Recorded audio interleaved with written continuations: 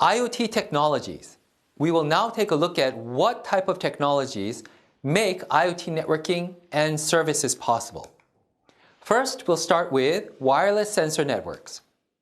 Efficient, low-cost, low-power devices for use in remote sensing applications is what wireless sensor networks are about.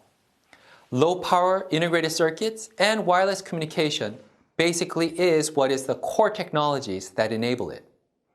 A large number of intelligent sensors collect raw data, and they create information out of it after analyzing it and processing it and filtering it.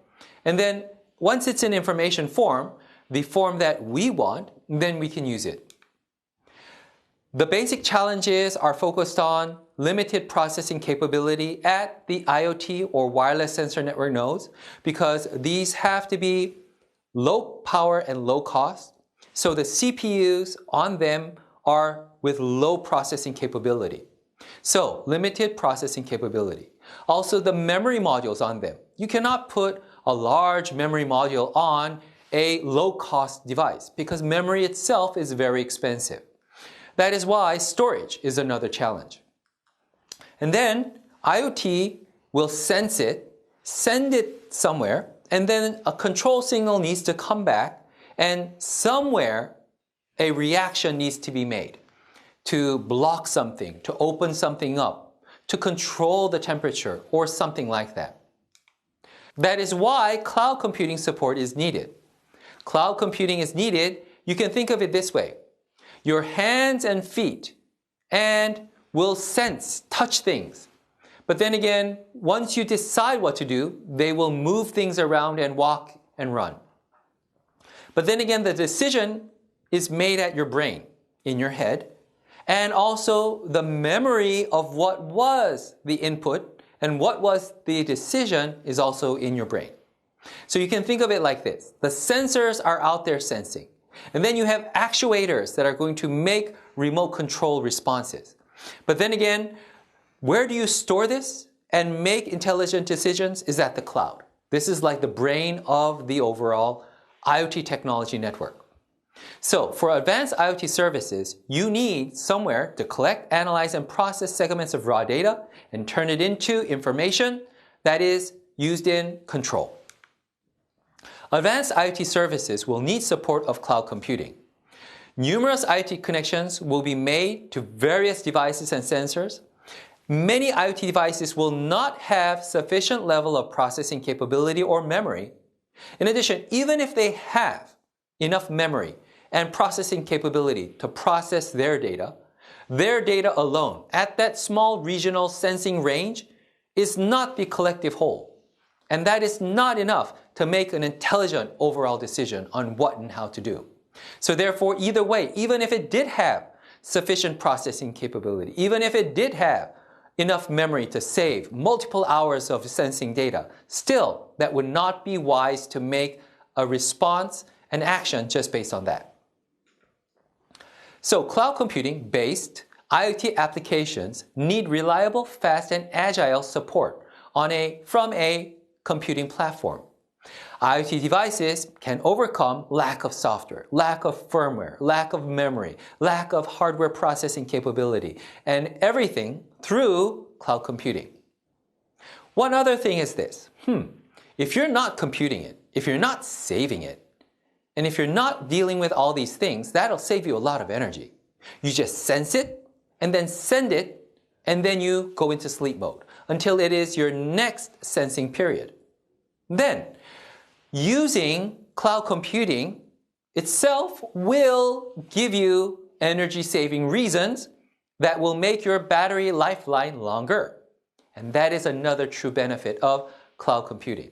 In addition, your data is saved at a remote location securely, and using a comprehensive view of all the sensor data in that region, all the data that needs to be considered together in making an intelligent decision is done that way. And that is the power of cloud computing. This type of operation, of whatever operation and processing that I do not have, I will backlog it or I will do some type of remote processing here, is what we call offloading, process offloading. So saving it, a backlog of data, as well as processing it somewhere else so I can save energy, is what we call offloading, computational offloading. And cloud computing is what it is supporting IoT, but at the same time, cloud computing is not only supporting IoT, it's supporting smartphones, supporting your laptop computer, it is supporting iPads as well as tablet PCs, it is supporting also augmented reality and game consoles as well. This type of computation offloading is why we need cloud computing. Not only that, when we're extracting information, making intelligent decisions, we need artificial intelligence, we need machine learning, we need deep learning, we need a big data engine, and you need large computing skills as well as a collective amount of data to be together to do that. In other words, if you're going to do big data processing, you need big data. If you're going to train your overall machine learning system, deep learning system, if you're going to train it with data, then you need to have a lot of data so that you train it the well way. In other words, if you're going to become smart, you need to study a lot. That means you need a lot of books. That means you need some place to store all that information so that you can go through it. And that is where the cloud computing kicks in and is so effective. Cloud service models include software as a service, platform as a service, and infrastructure as a service. Meaning software, whatever software your smartphone does not have, then it can receive services from that, from a virtual machine. In terms that, in other words, on your smartphone, you may not have a certain software. However, when you download the app from the cloud, you can use that game. You can use that application immediately. So, downloading something from the cloud, from an app store, that is cloud computing. And what you downloaded is software. That is SaaS, software as a service. You've been using it every day. So you've been using cloud services every day on your smartphone.